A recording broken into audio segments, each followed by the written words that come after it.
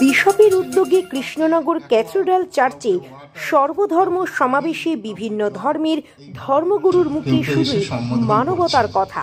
আসলে প্রকৃতপক্ষে সার সত্য একই, দৃষ্টি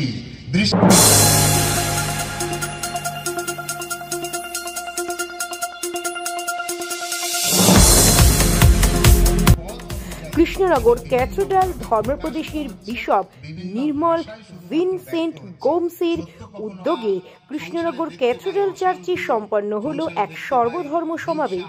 উক্ত সমাবেশে হিন্দু, মুসলিম, খ্রিস্টান সকল ধর্মের ধর্মগুরুরা উপস্থিত ছিলেন কৃষ্ণনগরের বুদ্ধিজীবী ও গুণী শিল্পীরাও।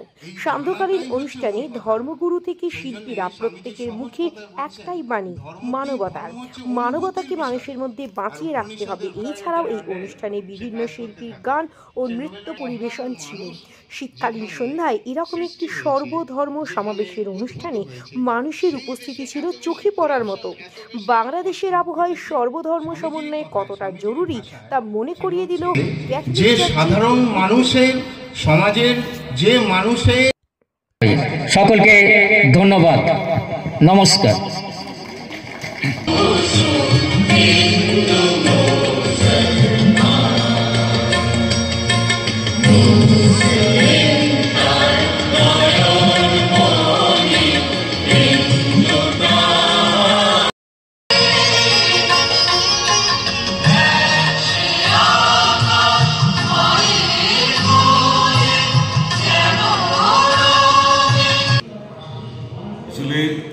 কালকে হচ্ছে ওয়ার্ল্ড রিলিজিয়াস ডে, সেই উপলক্ষে এখানকার ফাদার বিশপ উনি চেয়েছিলেন যে এখানে আমাদের শহরের কৃষ্ণনগরের বিভিন্ন ধর্মগুরু, ধর্ম সম্প্রদায়ের মানুষকে এক জায়গায় এনে সবাইকে একটা বার্তা দেয়া যে আমরা যে ধর্মের আচরণ করি, যে সত্যের কথা বলি, সেটা আসলে কিন্তু এক।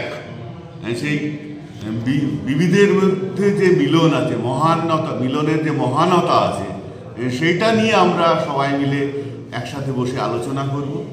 এবং ভালো কথা তো অনেক বলা হয়েছে, এবং ভালো কথা আরও বলা যত হবে, যত একসাথে আমরা মিলতে পারব।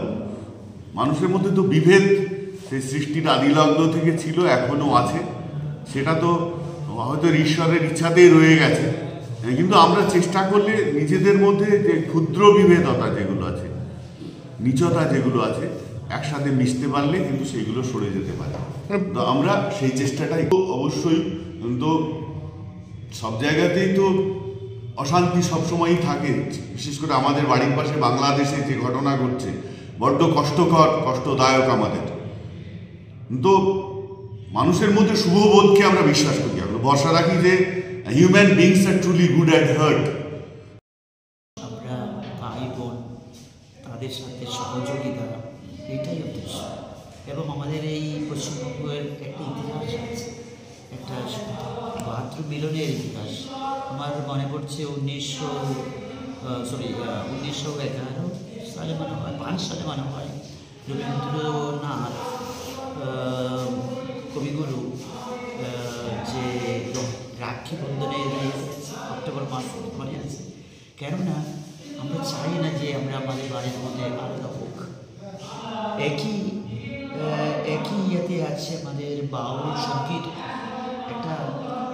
একটা ঐতিহ্য আছে আমাদের যে পশ্চিমবঙ্গতে।